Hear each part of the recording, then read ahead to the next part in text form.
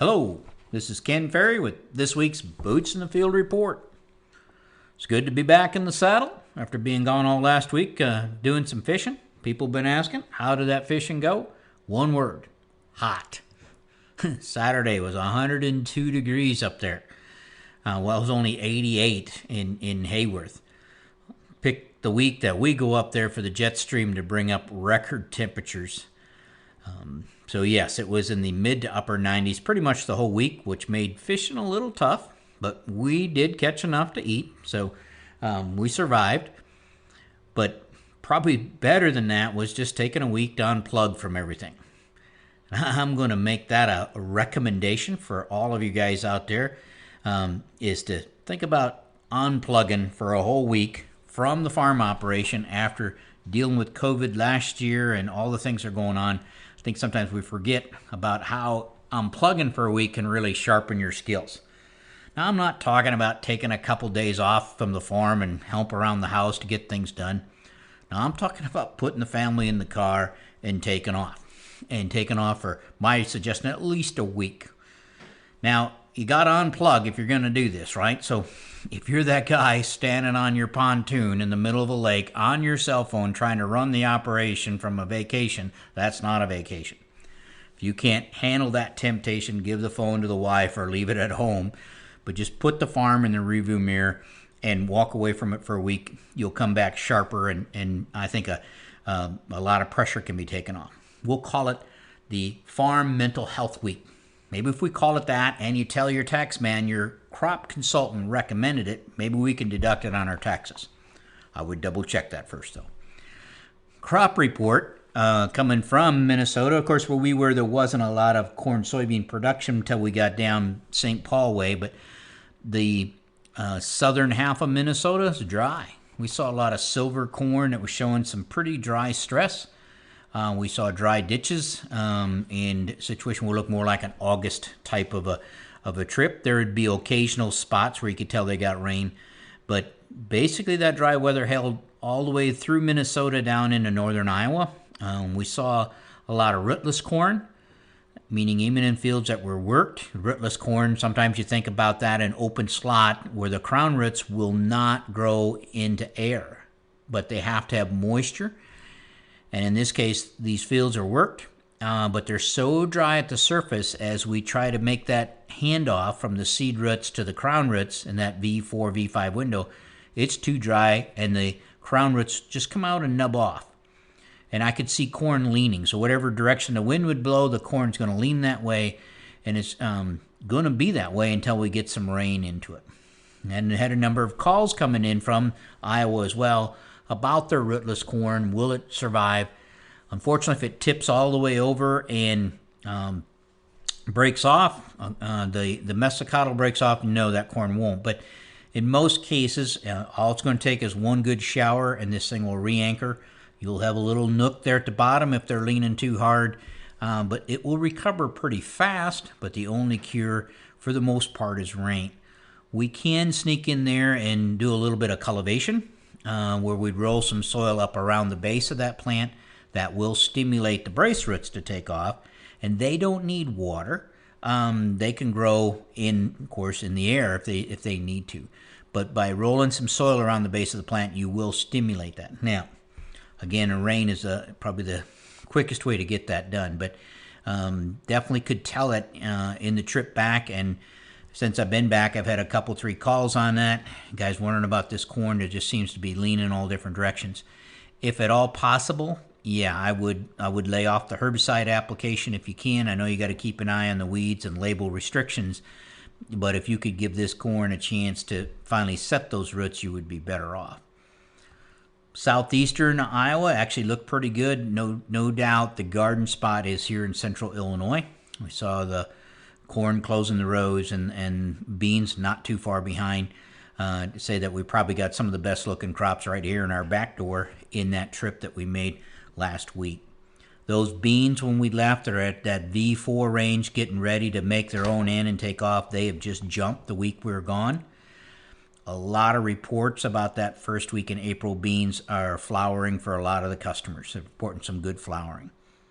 Here at the college campus, our 4-6 beans planted June 4th did start to flower while we were gone. They started on June 11th. Our group 2s and our group 3s are full of flowers out there. Doing field visits today. The beans planted in that April 16th through 19th are just starting to show some flowering. And here on June 17th. But we had to look for them. They weren't easy to find. I think they will be flowering by the solstice, so they will be early. But definitely the beans planted in the first week of April look to be the ones that are flowering the strongest right now. The beans that were at V2 to V3 stalled out in the carbon penalty when we left last week. They're still stalled out. These beans have been still stalled out now or locked up for going on 2 weeks. They're inching their way closer, but fields that just 2 weeks ago looked pretty uniform are kind of uneven and rough out there, and that's because they're stalled in the carbon penalty. And they will come out of it on the other side, but especially strips where you have heavy residue, maybe where the combine didn't spread it as well, or you maybe stopped and started with some of that down corn and you got piles of residue. Definitely that carbon has got these beans locked up, and they need to get moving. As I talked about in a YouTube video that went out about that ugly corn stage where you're making that transition from the seed roots to the true roots, we're seeing a lot of that show up in different fields. As I traveled around this week and doing farm visits, seeing that some of these fields that were somewhat uniform now are not, and we're struggling with the transition, meaning anything that messed with those crown roots and slowed it down is now showing up. So typically wheel track compaction and things like that. But we are also seeing some rootless corn issues here locally, meaning that surface area right where the crown area develops at that top 3/4 of an inch in some of these fields is so dry that we're not getting the crown root development that we want. One of the areas you can run into is if you don't firm the soil tight enough over top of the seed in these dry years, especially if you're doing tillage.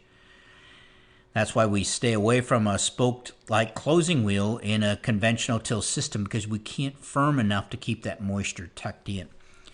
So we're going to need some rain here to eliminate some of those issues that we're seeing out there in some of these fields. Now, not much from disease that I can see out there. We are dealing with some rhizoctonia in the soybeans. That's mainly in the areas that were wet, and now we're hot and dry, the conditions that would trigger that rhizoctonia. We are losing some stand and seeing some stunting. Boy, a little bit of rain there would help that recovery, get some new roots generated on those tap roots and get them off and going. But beyond that, the disease pressure that I've seen out there so far is nil to none. With these low humidities, that's probably going to be the course until we see the temperatures change. As far as the insect front goes, the rootworm hatch is well underway, and probably in a number of areas it's done or almost done, and larva feeding is now starting to become more evident out there. We used to do rootworm floats to try to salvage any, mishaps we'd have, for instance, insecticide applications, blow it off target, that type of thing. So you would start those rootworm floats early part of next week to start making evaluations, should we rescue or not. Now, we don't have any rescue products to go back with, so doing the rootworm floats for rescue, probably not worth your time. But here in about 2 weeks, we need to start doing our rootworm floats for evaluation. Evaluate your traits to make sure that we don't have rootworms coming around it, and we talk each year as we find more resistant spots. And for some of you guys that are using non-GMO corn in your area and you're trying to decide, can I get by with or without an insecticide, here in the next 2 weeks, it's time to go do some rootworm floats and evaluate not only the larva and the pupa count in the sample, but the damage. And if you can't rate it, take some pictures of it. But now you're making decisions for next year or your area as far as, are you going to need an insecticide? We'll deal with the adult rootworms when they come out closer to pollination. But it's getting time to get the pest team geared up to do some rootworm floats here I would say 10 days, 2 weeks, it'll be easier to see the larva and the feeding will be there. And you could do it in 3 weeks as long as again, we're just looking at damage that was done out there in the field. We really can't fix any issues that you run into. Corn borer moths are flying. We're catching some in our traps. Again, here for pest teams, you're going to be scouting the non-GMO fields.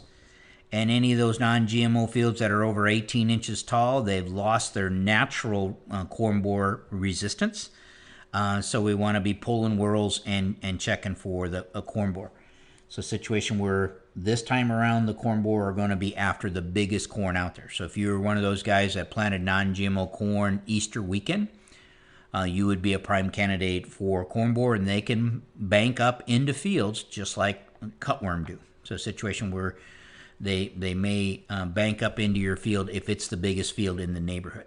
So if you don't have traps out to help monitor the moth catch, then it's time to start wandering through those fields. Some fields we walked through today, I could see the moths fluttering in front of me, and those are signs that you'd watch for. You see moths moving in the field, they're probably there. Again, traded corn, we're not going to worry about it, but a lot of non-GMO corn planted out there that doesn't have corn borer protection. This corn is too expensive to let these corn borer take away. So that big corn, let's make sure the team is out there scouting that.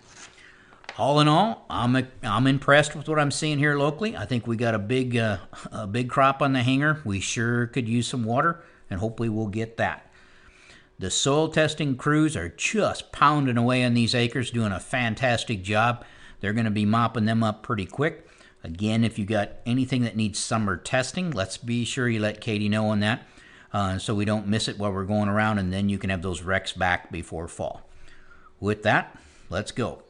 To stay up to date, check out our website at croptechinc.com and subscribe to our podcast, Boots in the Field Report. Keep her safe, keep her moving.